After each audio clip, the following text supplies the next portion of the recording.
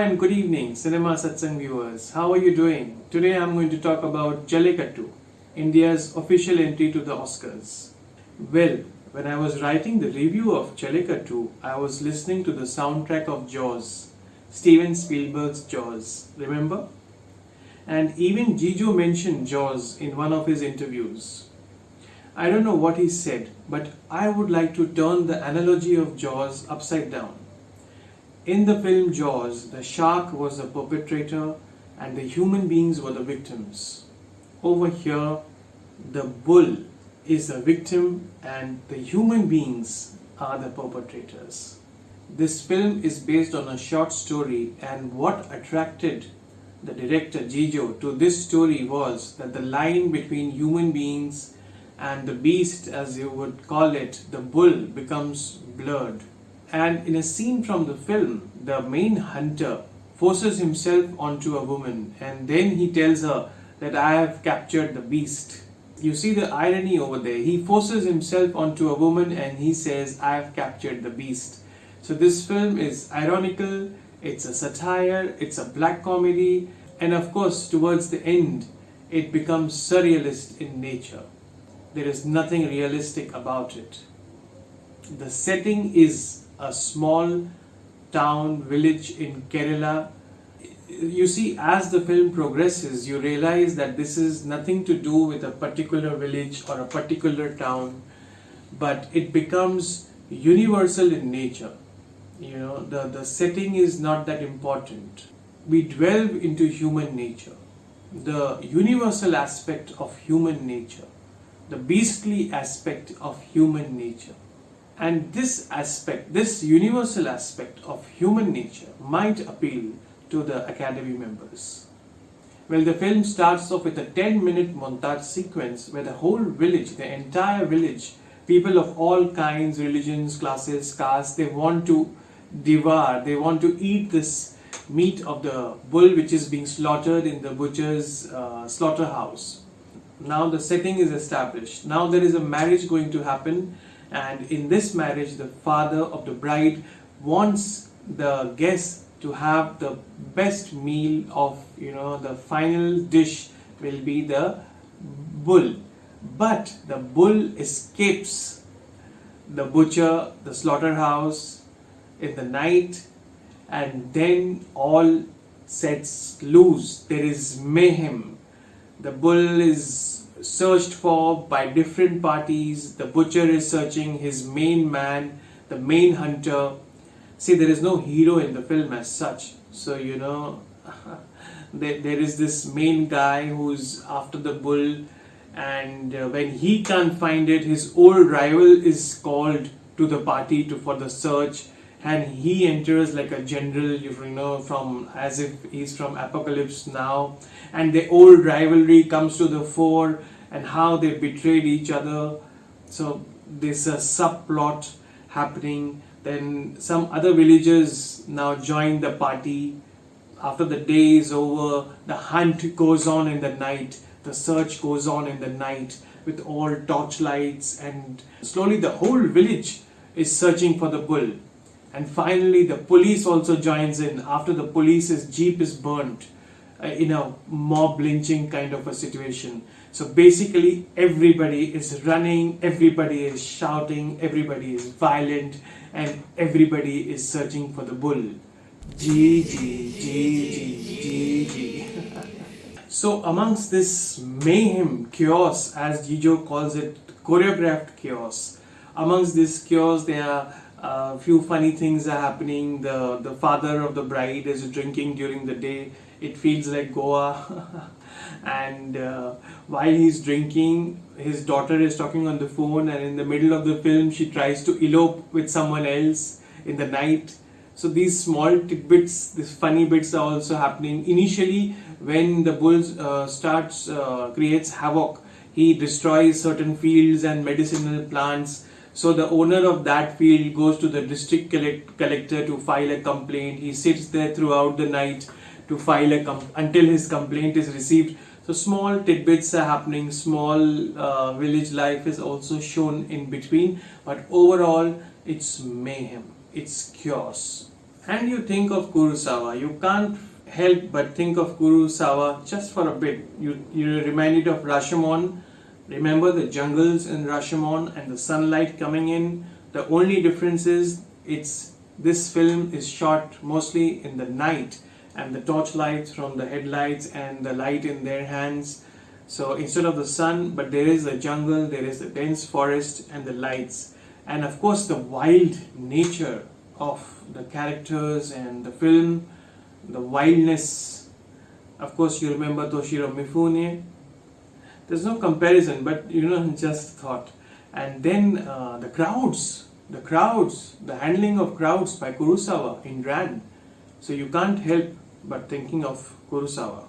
So everybody is hunting for the bull, and then slowly they start fighting amongst each other. The old rivalries are ignited. They almost kill each other. There is complete chaos. So when we come to the climax, it's like a rugby scrum. Only difference is in a rugby scrum there are just 5 or 6 people, but here it's like a glimpse of hell.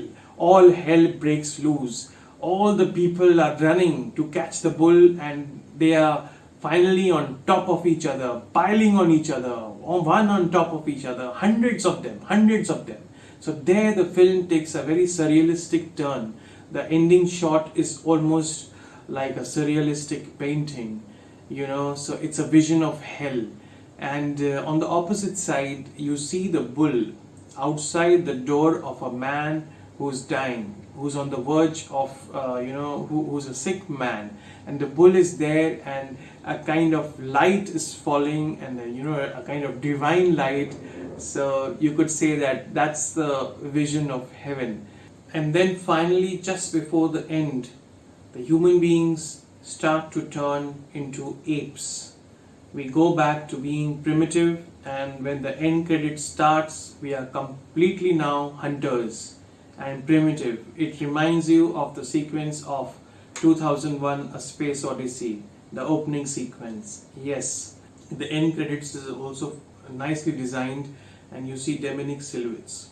So the lines get blurred, and we become hunters once again, and back to being primitive, uncouth, unsophisticated, as if we are sophisticated now. We are still uncouth, we are still hunters, we are still running, but now maybe in clothes. The cinematography of the film is amazing. It is just fantastic, with the night shots, the jungle shots, with just the lights from the head and the lights in their hands. So some of the sequences, some of the shots are extraordinary, like paintings, especially the last shot and some shots in between. Also a lot is being talked about the stamina of the cameraman, the way he runs after these characters. The characters are running. Of course it must have been very physical for the actors, but the cameraman, he's running with the camera, he's maybe on the bull, under the bull. There is a POV shot of the bull which is just fantastic at the interval point. So yes, the camera work is superb. One note on the bull, how they managed the bull, how they created the bull. Well, it's a combination of 3 things: animatronics, real bull, and effects. So they have combined all the 3 to make it more believable and relatable. As Lijo said that they didn't have huge budgets, but even if they didn't have huge budgets, he was not happy with the effects he saw in recent films. So he went back to Jaws, he went back to Jurassic Park, and then he designed his entire look. Now let's talk about the director, Lijo Pellissery. I hope I pronounced it correctly. Well, what can you say? He is creative, imaginative, fantastic imagination, what is required from a director. But 2 very important things: he is a craftsman, he knows his craft, that is one. But that is not enough to be a good director. He is a thinker, he thinks. See, craft is important, but the subject matter, and more than that, what you are bringing to the film, what you are bringing to your art, what you are bringing to your subject. You take the craft, when you give a thought to your film, you take the craft a little higher. For example, say if you see a filmmaker like Anurag Kashyap, he is a very good craftsman, undoubtedly, but the thinking element, the taking a film a notch higher with the thought, the theme. So you get what I mean. So Lijo has both these qualities, and he has done a fantastic job of handling the crowds, handling the bull, and of course the theme is also excellent. So it goes beyond the realm of realism, it goes into a metaphorical zone. So overall, fantastic. See, I would like to say that it's not an easy watch, it's a difficult watch. Sometimes it can get monotonous, just people shouting and running in the jungle, after the bull, and it can be a bit rough, bit violent, almost to the point of being crass, because that is what is the objective of the film, showing human beings and how far they can go. So it can be a difficult watch. The good thing is that it is not a very long film, but as the film progresses, it grows on you and you get hooked. But it's a difficult watch, that's a warning. Well, music, what can I say? It's one of the most talked about and fantastic part of the film by Prashant Pillai. G G G G G G. Remember? Jaws. And G G G G. Of course, it's not a copy, but it evokes that kind of fear. But at least initially it evokes the fear from the bull, but of course Lijo has turned the whole Jaws thing on its head.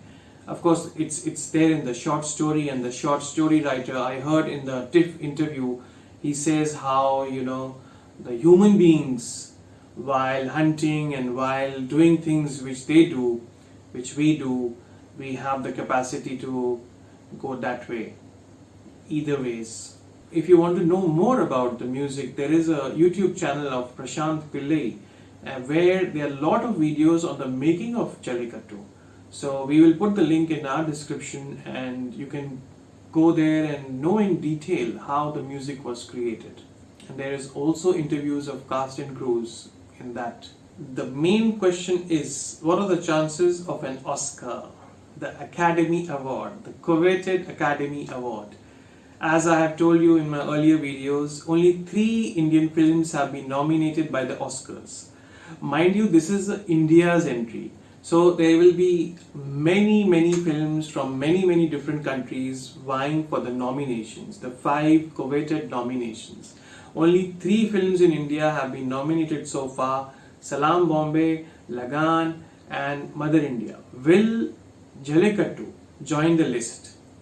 Of course, it should. It should garner a nomination. There is no reason it should not garner a nomination. It deserves a nomination. I was looking at the list there are not many maybe big names in the entries. Of course, there is Thomas Winterberg, who started the Dogma movement with Last One Trier, and I saw Majid Majidi in the list.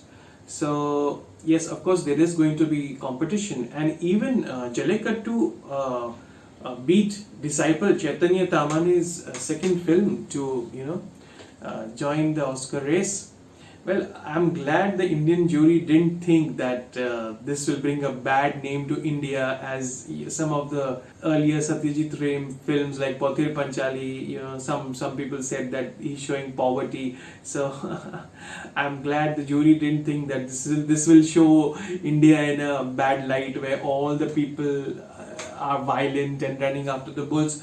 So the point is, the jury members understood that this is not about India, this is not about a small town, but it is the human nature. It is the human nature, and that might appeal to the Academy members, and it might get a nomination. A win? Well, I can't say that, but definitely let's hope it gets a nomination. Vote for let's vote for Malayalam cinema, regional cinema, Indian cinema. Well, only 2 things unite Indians. One is cricket and one is film. So let's be united for once and root for Jallikattu at the Oscars. Another thing, if you look at a few films which won in the last 2 or 3 years, last year the winner was Parasite. What can you say about that? Before that, Roma. And some of the films which were nominated during Roma was Shoplifters, Cold War, and in 2017 Ashghar Farhadi's Salesman won the trophy. So fingers crossed, and definitely nomination should get. So what do we get out of this film? How do we relate to this film where people are running after the bull? What do we get from that? We are also running, are running after various things. Even post-COVID, the corona has just engulfed the world. So maybe it's time to just slow it down and maybe stop running for a bit and think, and think about things, think about what it is to be a human being, and not blur the lines between human beings and beasts.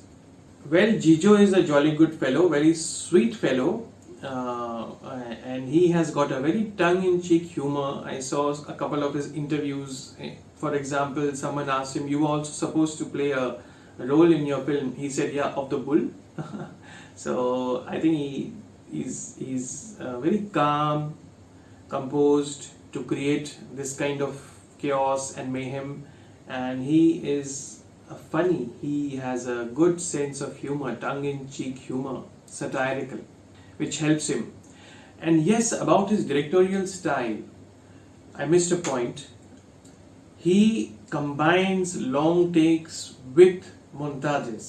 So he knows his craft. I have heard in one of his films, earlier films, there is a 10-11 minute long take in the climax, Angamali Drives. Yeah, I hope I have pronounced it correctly. So there is a 11-minute take, and in this there are many long takes, but at the same time there are a lot of montages. And one or two montages are very long, of course, they can get monotonous, but and coupled with the music, with the sound design. You see, sound, I'm not talking about sound here because that department merits another video. I have to watch the film again and talk to you in detail about the sound design of the film, which is excellent, because the whole world is created through sound and music. So yes, Lijo mixes the two styles, and he is a great Indian auteur, like many other Malayalam filmmakers. Ashik Abu, the guy who made S. Durga, and the guy who made Kumbalangi Nights, See You Soon, all Annayum, Rasulum, Amal Nirad. So many good filmmakers coming out from there. Come on, the rest of India, let's buck up. And you might give up non-vegetarian food for a couple of days at least after watching this film. Remember Okja? So everybody can watch the film with subtitles. So signing off. हाय, मैं हूं गुलशन देवैया और आप मुझे देख रहे हैं on cinema सत्संग. For more such videos please like, share and subscribe. Cinema सत्संग.